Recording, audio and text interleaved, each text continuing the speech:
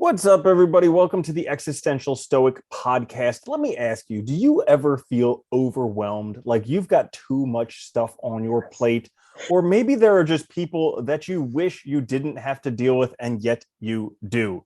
Well, Yeah. you are in luck because today's episode, we're going to be talking about this whole topic actually called Start with No. And it's called that because that's what I thought to call the episode today. But I'm I liked Randy. it. That's Danny. What's up, Danny? Hey, what's up, Randy? Oh, this is a good Okay. one. Yeah, I'm Yeah. excited for this one because, you know, I was last week, I was feeling so peaceful. Like every once in a while, you get to these moments of peace. And literally within the hour, it was just completely gone. And at first, I found that, my capacity for maintaining peace isn't very strong yet. I'm working on it. But That's part then, of it always. then I realized I have to really work on saying no. So here's the sitch. Okay. All right. All right. Go for it. Somebody reached out to me that I haven't spoken to in 3 or 4 years. Now, Okay. 3 or 4 years ago, we were like good friends, acquaintances, whatever. And he reached back out to me, said, "Hey, let's catch up." And I said, "Okay, cool. Let's catch up." And then he sent me a calendar invite. And that just like all of a sudden turned it from like a friends let's catch up to a business meeting. And like there was this very Yeah. severe cognitive dissonance going on in my brain. And so then like He scheduled you? dude, he sent me, I didn't click on it. I just said, "Hey, I'm available at this time." Because like it just all of a Yeah. sudden I went from like I said, I was having this moment of like transcendent peace, and then all of a sudden just furious. I couldn't believe it. And so I'm like, I hate those things, dude, man. and like normally I would have just said no. But I was like, no, he was a friend. We were good acquaintances back 3, 4 years ago. Let's give him the benefit of the doubt. Got on the phone with him, and it just went downhill from there. And he's, he's accusing me of this, and I'm just like, I don't have time for this. I'm tired. I'm hungry. This is ridiculous. Forget it. We're done. And so that brought Fair enough. about the topic of today's video, which is start with Yeah. no. Had I have just watched this video last week when he reached Draw out and up- said, "Can we meet yeah, up?" I would done. have said, Yeah. no. Simple. You also had another opportunity to say no too when you sent the calendar invite. I hate that. I do not like that. I feel like it turns everything into a business thing. Like you're penciled in at this time specifically, and it has to be this time. And I don't think I think it's a good way to do things. It's fine for it's fine for work and for meetings or whatever, because you need everybody to be collaborative or whatever. But not for catching up. It Dude, seems exactly. too rigid. Exactly. I've never before had a friend send me a calendar invite. I've had people where I've Yeah. had people who are friends where we've had trouble scheduling a time to meet Yeah. up, where we exchange calendars just so that we can meet up eventually, but never like, let's catch up here. Like Here's the date. Because here's the thing with this calendar invite is like either see how busy and important I am, or two, you're worthless. So fit yourself into my schedule. It just has like the wrong Yeah. connotation. Oh. Yeah, I don't like that. Yeah. So I don't that even being like, said, I don't like leaving it to other people either to schedule themselves within it, because I feel like that's also, I don't know. Yeah. Anyway, that's besides the point. that's We a can great argue about point. calendars all day. So it sent me off on this whole like I went from like transcendent bliss to just absolutely furious. And it took me a few hours to like get back to just kind of normal. And afterwards, I saw a few things that I could learn from it, because clearly it's okay to make mistakes as long as you learn from them. So like, Yeah. I was tired, Naturally. I was hungry, not the best times to schedule this type of thing. No. Also, I could have said no, and I didn't. I said yes. Yeah. And I was scheduling something for when I probably shouldn't have been anyway. So I got a lot of that stuff from it. But I thought that it was imperative that we talk about starting with no, because I think that if I myself grasped this philosophy, and if others grasped this philosophy, it could really open up the world to what they actually want to do. Yeah, I was just gonna say it's a good starting point in general, because I think we get caught up in all these perceived obligations, perceived sort of or pressures to do certain things, and before we know it, our days are kind of filled up by other people's wants their intentions, their motivations, all this crap, that we're doing things that we don't even really necessarily want to do or haven't even asked ourselves if we want to do it. So starting with no, kind of, I was even thinking of it broadly, like clearing that, plate entirely, clearing that foundation down entirely to nothing, and then starting over almost, because it gives you the chance to start saying yes to what you actually want to say yes to. But like that's a great point, because how many times do you not really, you're not like yes about it, and you don't really want to say no, you're just kind of like, okay, I hope it's not great. But if no is just your blanket answer to everything, and then when there was something that you really wanted to do, like you really, really want to do it, you could say, screw it, no, I'm going to do this thing. But your no is just blanket answer for everything.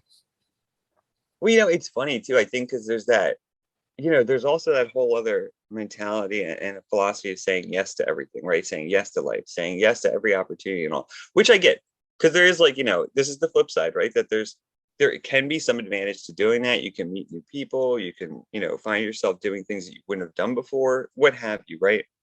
But it's also kind of like, that's also kind of like almost like a passive or reactive, or way of engaging with the world, where you're just responding to what's offered and agreeing to it without really maybe thinking it through. So I kind of like this, because it's also it's forcing you to kind of take a stand and be more intentional, right? Because you have to then overcome that no to say yes. Yeah. Well, I was thinking about that whole thing of saying yes to everything. Like there's that movie Yes Man. And I think at Yeah, times yeah, saying yes to everything is awesome. It's kind of like we talked about previously with the explore exploit paradox. Like when you're just getting started, or when you're really bored, or when when you have depression or whatever it is, yeah, saying yes to everything is awesome, because all of a sudden you're going to fill up your plate. You don't have time to think about how bored you are or how depressed you are or any of that stuff, because you're going to just be so busy, so much stuff to do. But then once you get to that point, once you figure out what you actually like, what you actually enjoy, you need to say no to pretty much everything so that you can focus on those things that you actually enjoy, that you're working on. this is the other difficulty thing too, which I think you're right. That the yes saying is hugely valuable for getting started or for dealing with things, certain kind of like, depression, things like that, because it can get you moving and motivated. But then, yeah, if you just keep saying yes, you'll never really focus. And I think this is the hard thing too, that I think everybody struggles with, which is, like, once you find what you want to do, a lot of times it requires saying no to almost everything else. And in some sense can feel isolating, because it's like you're constantly making choices between, do I move forward, or do I spend time with this person, or do I do this, right? Like it almost always feels like this balancing act or tightrope, where you're trying to get to the end and you want to do it as fast as possible, but other Yeah. things happen. I'm glad you say it, because it is, you do get to the point where it's like you can do anything, but you can't do everything. And once you decide Yeah. what you actually want, pretty much everything else you have to say no to. And it reminds me of what you were talking about. I think it was with Aristotle and the Golden Mean or something about that. How like basically if we look at values and pretty much anything in life of importance, there's excess and there's deficiency, and really you're trying to Yeah. strike the mean between the two. And oftentimes we're not able to do that. Like Les Brown, he said something along the lines of, most of us never realize our greatness because we get sidetracked by secondary activity. And it's these things Yeah. that we didn't Yeah. say no to that sidetrack us, and all of a sudden we don't see our greatness. Right. I think it's hard too, right? Because finding that, whether we're talking about the mean for like Aristotle, right, or finding, saying no, and because we're, rejecting things we really don't want to do, and finding what we want to do to say yes to, it's also hard, because there's always that, like, at least for me, I guess it's always like, when it's an important decision, there's always that like kind of thought in the background, like, is this really right? Or is this, really what I want? Because, at the end of the day, it could still be wrong. You're always saying no to something. Even when you say yes to something, you're always saying no to something else. And I Mm. think we forget that as well, that every yes is also a no, because every time we fill our time, every time we say yes to some activity, we're also saying no to other things that would have been possible right at that moment. Mm-hmm. Well, and then there's the other thing of like, imagine the person that asked you if they wanted to do this thing, and then you show up and you're not there 100%. How would they feel? They're kind of like, what the heck? Yeah. Why'd you even say yes if you're not interested in doing this? Like seriously. Yeah. Yeah. Yeah. So we almost owe it Oh, to dude, you get we almost owe it to them to say no. if we're not Yeah. 100%.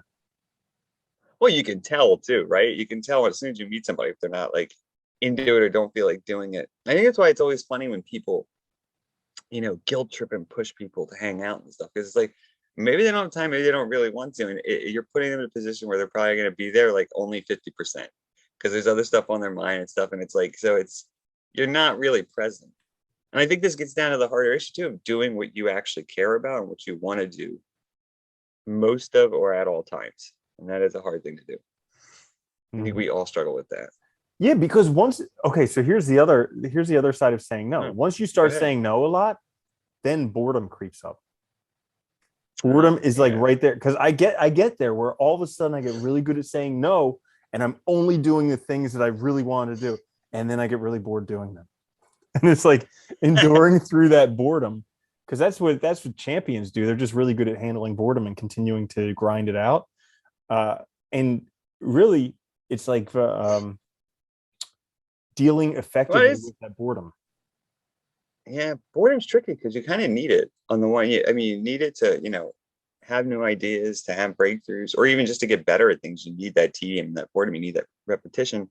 But it is like something we are, especially nowadays, trained to run from at all times. Right? We're constantly trying to distract ourselves, to hide from being bored, to escape our boredom, and it's so easy because there's so many ways. I mean, it's not like you have to walk 4 miles to the house down the street to ask somebody if they want to hang out. You can just call somebody. It's not the olden days. Dude, you don't even call people anymore. You Yeah. just text Yeah, them. you just act. That's true. Yeah. Oh my God, I'm dating myself. Look. Yeah, it's like so you could do actually use a phone as a phone. Like an idiot. You can you can do so many things so easily. I think that's part of it, right? You can always watch something. You always have ways to entertain yourself. So it's almost like there's no motivation to be bored. And I think that's also I don't know. I find a lot of times that boredom's crucial for me to figure out what I'm doing and to actually appreciate my life. Yeah. So how does someone kind of strike the balance? I mean, well, That is the hard thing. I think initially you kind of have to ask yourself, do I feel overwhelmed? Am I stressed? If the answer is yes, then you need to just say no to everything. Yeah. But if the answer is no, if you feel like depressed or bored or something like that, then you should probably just say yes to everything and then see how it goes. I think a good starting point is if you're thinking about this at all, you're probably in a position where you need to probably make some changes anyway. So I Mm. think like maybe giving yourself like a weekend of saying no to start out. Like clear your weekend, clear your entire schedule for a weekend. Say no to everything and give yourself time to be with yourself first. Mm. And You know what I mean? also Like, also yeah, give your friends and loved ones a heads up. Like let them know you're that's a good doing this. idea too. Because if you if Yeah. you start saying no to everything your wife asks, you're in for some trouble Yeah. if you haven't told her. But if you let them know that like you're feeling stressed out, you just need to say no to a bunch of stuff and empty the plate.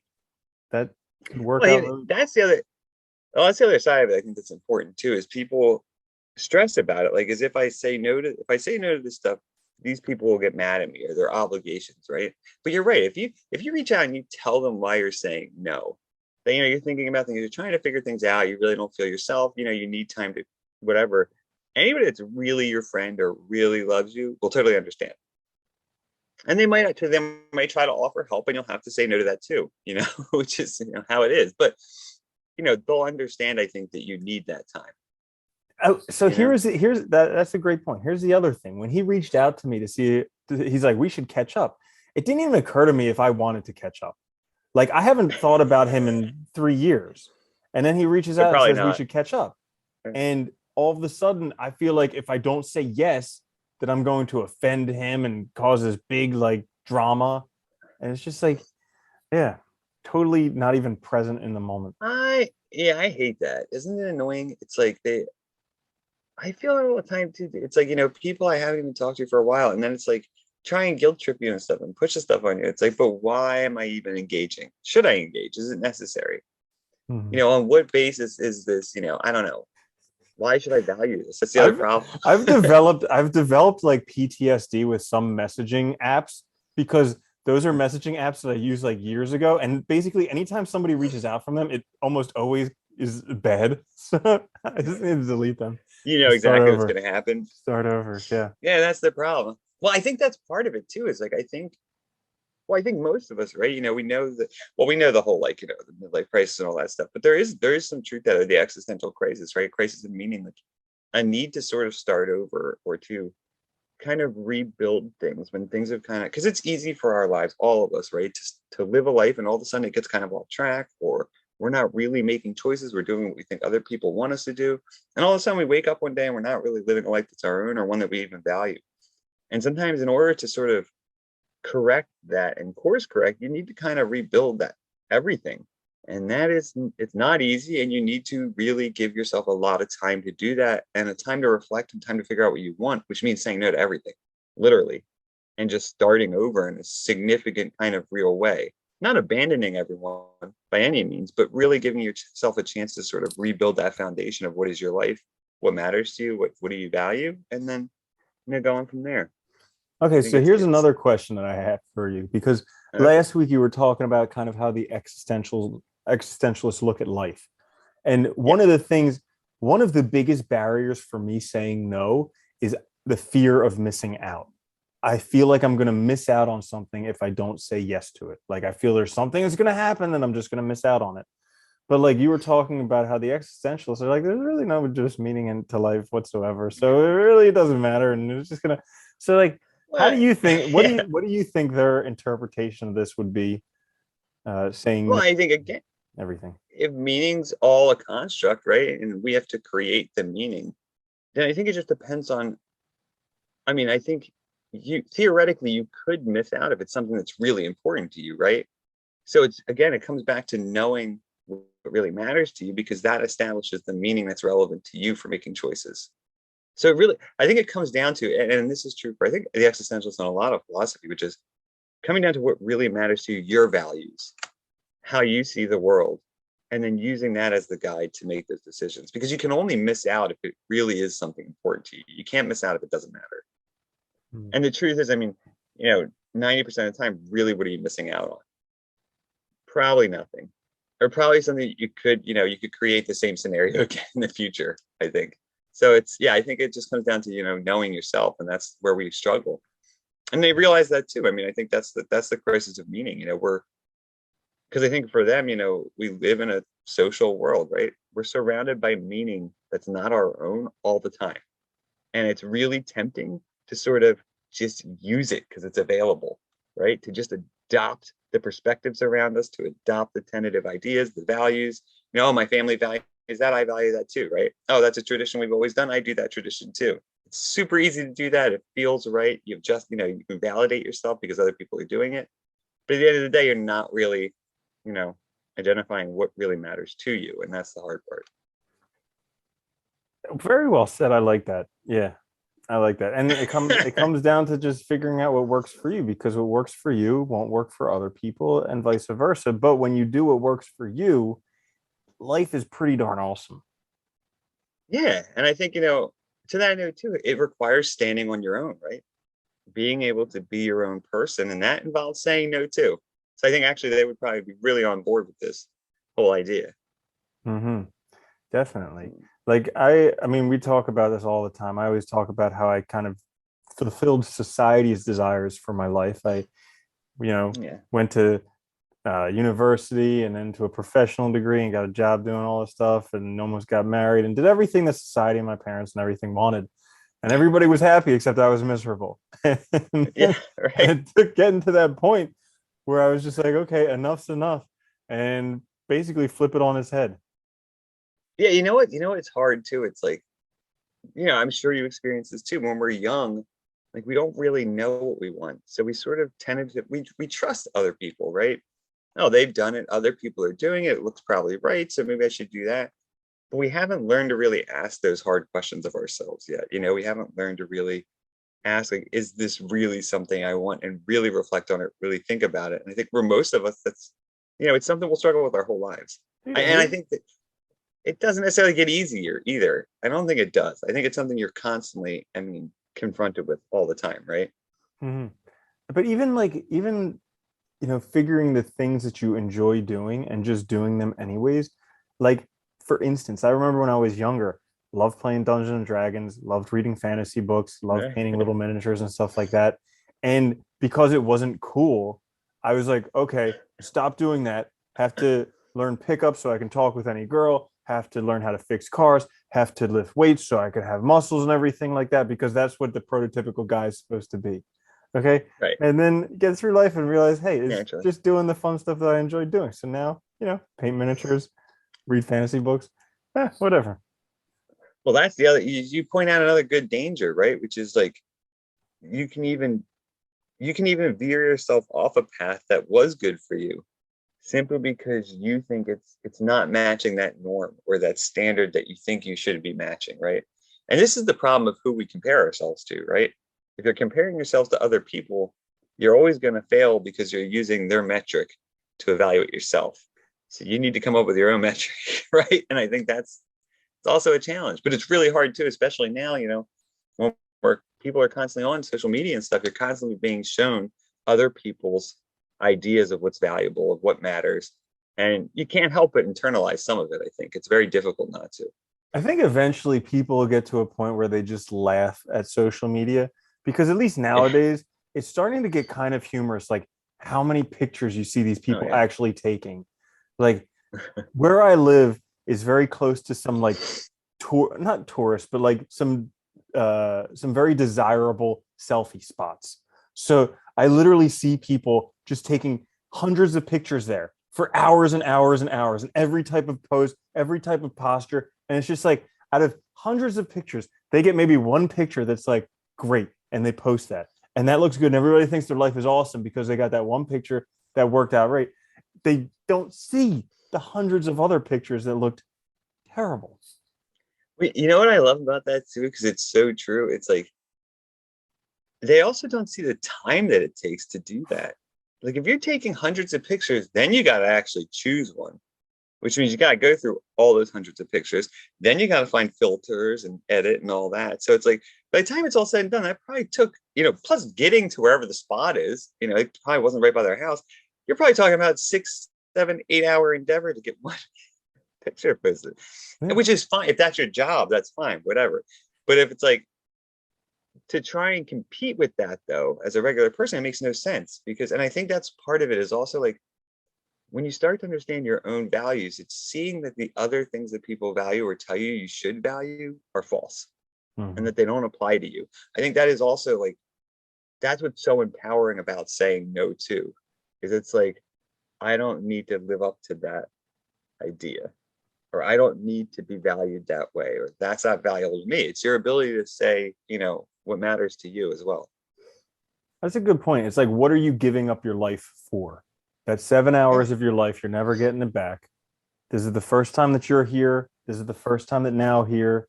And they're both together right now. You got 7 hours. Are you giving it up to get one perfect Instagram picture? Or are you going to actually accomplish some things that you want to do in your life? Dude, okay. Yeah. Another story. I love telling stories about my life. Yeah, Back when I lived in France many years ago, I was only legally allowed to work 14 hours a week as a teacher. So the rest of the time I spent playing World of Warcraft. Nice. And so I got really good at the game. I was making a ton of money by like buying and selling on the auction house, and it felt awesome. But then I got so good at the game, and I was like, why don't I actually, try and do this in real life? And yeah, sure, it took a little bit longer than in the game, but like, it's much more rewarding because you're doing it in your real life. Yeah, rather than just in like a fantasy thing. Yeah. Mm-hmm. Well, it's funny. I was reading something. That's why games are so appealing, right? Because they have that careful structure that rewards us. No challenge is too easy or too hard, right? It's always in that middle area of being like just frustrating enough, but you always overcome it right before it gets like so aggravating that you want to throw it away. Mm-hmm. And it's like they're tailored that way to keep appealing to that goal, that positive feeling, that goal sort of A little behavior. dopamine drip. Yeah. Yeah. Which I think, it's funny. I think they're great, in a small amount, not too much. Because we can, and that's the danger in life, right? We can kind of commit ourselves to anything 100%, and we can also totally waste time as well. It's only a waste, I guess, if you make it a waste, right? Mm-hmm. Or if you think it's a waste. Yeah. Yeah. So It's I a think for challenge. me, starting with a blanket statement of no is just going to be good for a while because I gotta, yeah. I really like the idea actually, because I think it really does. It gives you like a clean slate. That's what I thought of when you said that. I was thinking of like having like, shaking that etch a sketch right to nothing, starting over. Because it really does. It gives you a chance to kind of really reflect on like, is this actually something I want to do? Rather than just kind of, because a lot of times I feel like our decisions are like that. It's like you've already committed to shit a long time ago, or you feel these obligations. It's like a lot of times you don't even feel like you're really there. It's just like you're doing it because you have to. And why do that? Yeah, and besides, like, how much free time do people actually have, anyways? For the most part, it's not that much. And so, if you No. keep saying yes to everything, you're going to lose the only time you have to work on what you want. Yeah, you might also find too that there's actually some things you enjoy doing in your free time that are by yourself solitary, taking walks or just hanging out or painting or doing something like that where it's like just a little creative activity or something that's for yourself, not for anybody else. And that takes time. You can't do any Mhm. of stuff without time. I like that. Yeah. Cool. It's funny. I wonder if the pandemic helped people with that. I feel like it did. Honestly, I feel like it did for me. I think, that senseless need of going out for no reason. Like, Yeah. Dude, I forget yeah, what I used to do before COVID. I know. It's funny, isn't it? Yeah. Yeah. Everybody's I think- yeah, not everybody, but like a lot of people are like, you can't do anything anymore. And it's like, I've had the most productive year I've ever had in my entire life. Like Yeah. literally by far, made more money this year than ever before, accomplished more things, got more certifications, read more books, did all types of stuff more than I've done ever in my life. And it's like, I don't even remember what I did before COVID. It's because the government lockdowns and stuff said no for you. That's a good That's really point. what it was, right? Yeah. Yeah. It was Yeah. an enforced no rather than a self-motivated no. Well, thanks to the But I think that's government it, for right? that one. Yeah. One good thing they did. Mhm. Everything else bad. But yeah, I think it's finding that. I think it's finding that spot where you can start to say, where you can say no, so you can start to say yes. Maybe that's a good way to look at it too. That's great. Yeah. And I think when I was thinking about it, I was like, I think it's really important to say no until you have like a really burning desire of a yes. That works Yeah. too. Yeah, I like that. Because then you actually want to do the thing and you'll have the time and availability to do it and you're going to knock it out of the park. But if you Yeah, keep and you really wasting your yeses, and you've really thought about it too, so you actually know what you're saying yes to. You know what I mean? Like like okay, it's this long of a pride, whatever. Like you're committing to it in full rather than like haphazardly, like kind of doing it. uh-huh. I think happens a lot too. Yeah, I I like mean, it. it's just like, I mean, it's like, think about it. Like you say yes to all of these things that are really not that. Like somebody's like, "Can we catch up?" I don't know.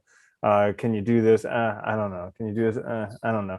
And you just start saying no to all of it until you get the invite. It's like, okay, a bunch of like beautiful girls are having a topless swimming party. They need somebody to put lotion on them. All of a sudden, it's not a no anymore. It's a yes, and you want to do it, and you're gonna have a blast. You have direction again. Yeah, Mhm. All right. So I think that's a I great like that. place to end it We're good. because Yeah, we just good. lost our two listeners. So Yeah, that's nice. all. Yeah. Well, anything else you wanted to add, Danny? No, I think that's good. I think it's a good starting point. Yeah. All right, same, same. So thank you guys so much for listening to the Existential Stoic podcast. This is episode 112. Make sure to like, 113. share, 113. Make sure to like, share, Yeah. subscribe, click the Yeah. notification bell. We will see you guys next week. I'm Randy. That's Danny. I'll catch you later, Danny. Later, Randy.